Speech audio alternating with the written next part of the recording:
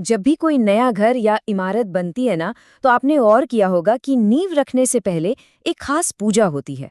देखने में ये बहुत ही आम सी बात लगती है ना? लेकिन इस आधुनिक निर्माण के पीछे एक इतनी रहस्यमयी और सच कहूं तो एक काफी डरावनी प्राचीन कथा छुपी है, जिस पर आज हम इस विश्लेषण में बात करने वाले हैं। अब सवाल ये उठता है कि आज के इस आधुनिक कंक्रीट के दौर में भी एक भी ईंट रखने से पहले एक बेहद प्राचीन और भयानक प्राणी को शांत करना इतना जरूरी क्यों माना जाता है?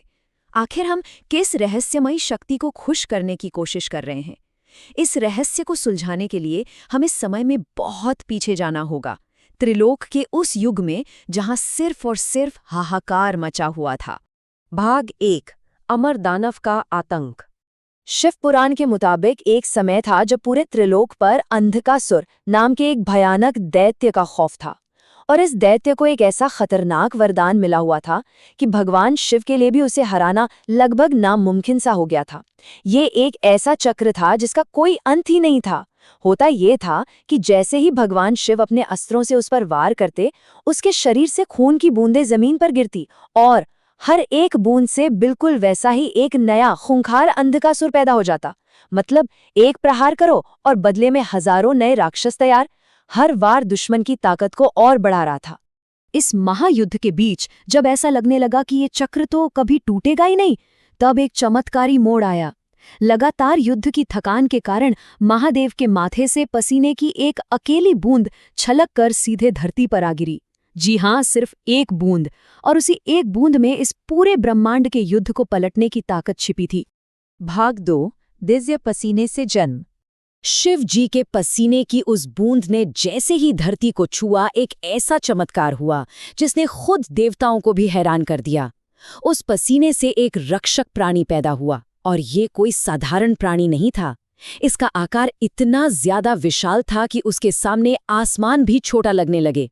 रूप एकदम भयानक, और उसके अंदर भरी थी असीम बेकाबू ऊर्जा। उसे किसी सृजन के लिए नहीं, बल्कि इस विनाशकारी युद्ध को हमेशा के लिए खत्म करने के लिए ही रचा गया था। इस विशाल प्राणी के आते ही पूरा खेल पलट गया। भगवान शिव का इशारा मिलते ही उसने एक कमाल की रणनीति अपनाई। उसने अंधकासुर के शरीर से गिरने वाले खून को जमीन पर पहुंचने से पहले हवा में ही पीना शुरू कर दिया। सच कहूं तो एक भी बूंद जमीन पर नहीं गिरी, और जब खून गिरना बंद हुआ तो नए राक्षसों का बनना भी रुक गया, और अंततः उस अमर से दिखने वाले अंधकासुर का काम तमाम हो गया। भाग 3, वो भूख जो संसार को निगल गई। अंधकासुर मारा गया और त्रिलोक में जश्न मनने लगा, लेकिन असली कहानी तो अभी बाकी थी। उस दानव का सारा खून पीने के बाद भी उस विशाल प्राणी की भूख शांत नहीं हुई। जरा सोचिए इस खौफनाक स्थिति को। एक ऐसा महाप्राणी जो अभी अभी युद्ध से लौटा है, जिसके अंदर साक्षात शिव की अनंत ऊर्जा है, और उसकी भूख का कोई अंत ही नहीं है। सोचिए क्या होगा जब आपकी जान बचाने वाला रक्षक ही आपके लिए सबसे बड़ा खतरा बन जाए। अपनी मिट न सकने वाली भूख को शांत करने के लिए वो प्राणी आगे बढ़ा, और इस बार वो पूरी दुनिया को ही निगलने वाला था। देवताओं में तो पहले से भी भयानक हाहाकार मच गया। एक मुसीबत टली नहीं कि उससे बड़ा विनाश सामने खड़ा हो गया। भाग 4, 45 देवताओं द्वारा दबाया जाना। जब पूरी सृष्टि एकदम तबाही की कगार पर पहुंच गई, तब भगवान शिव ने एक बार फिर तत्काल हस्तक्षेप किया। इस बार उन्होंने तुरंत उस भूखे और विशाल प्राणी को उठाया और पूरी ताकत से धरती पर पटक दिया। उस बेकाबू ऊर्जा को रोकने का बस एक ही तरीका बचा था, उसे जमीन पर बुरी तरह से जकड़ कर रखना। और उसे जकड़ने के लिए आए पूरे 45 देवी देवता।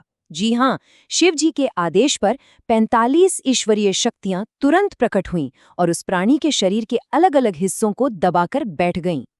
जब उन 45 देवताओं ने उसे जमीन पर जकड़ा, तो उसका शरीर कुछ खास दिशाओं में फिक्स हो गया।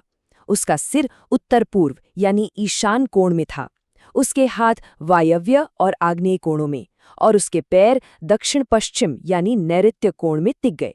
और आप जानते हैं, इसी ऐतिहासिक पल ने धरती के उस प्राचीन ज्यामिति क्रम की नींव रखी जिसे आज हम वास्तु के दिशा निर्देशों के नाम से जानते हैं।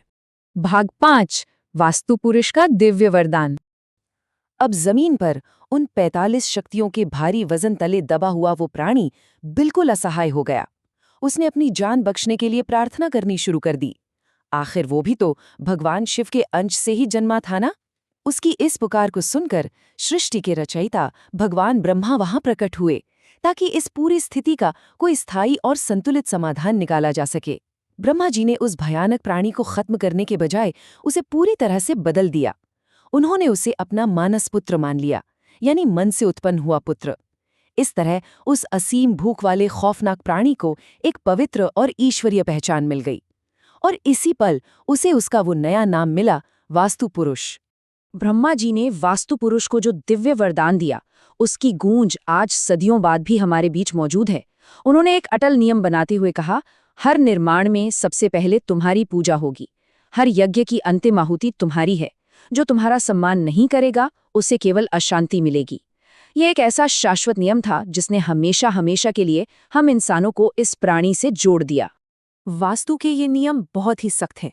अगर कोई भी इमारत बनाने से पहले वास्तु पुरुष को सही सम्मान और पूजा दी जाती है, तो वो उस भवन में शांति का रक्षक बन जाता है। लेकिन जो इन नियमों को अनदेखा करेगा, अपनी सीमाएं लांघेगा, उसे वास्तु पुरुष की उसी असीम और विनाशकारी ताकत का सामना करना पड़ेगा जो कभी पूरी दुनिया को निगलने वाली थी। बिल्कुल साफ बात है।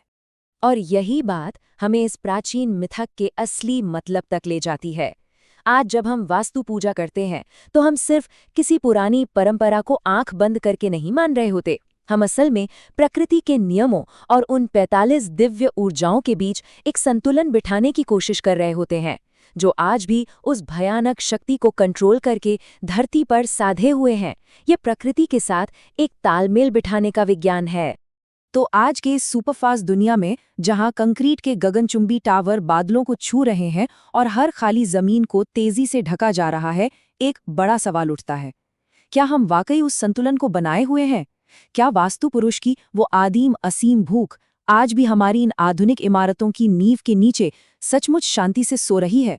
प्रकृति और निर्माण के इस प्राचीन सामंजस्य के बारे में हमें जरूर सोचना चाहिए, क्योंकि संतुलन बिगड़ने का अंजाम क्या हो सकता है, ये कथा हमें बहुत साफ शब्दों में बता चुकी है।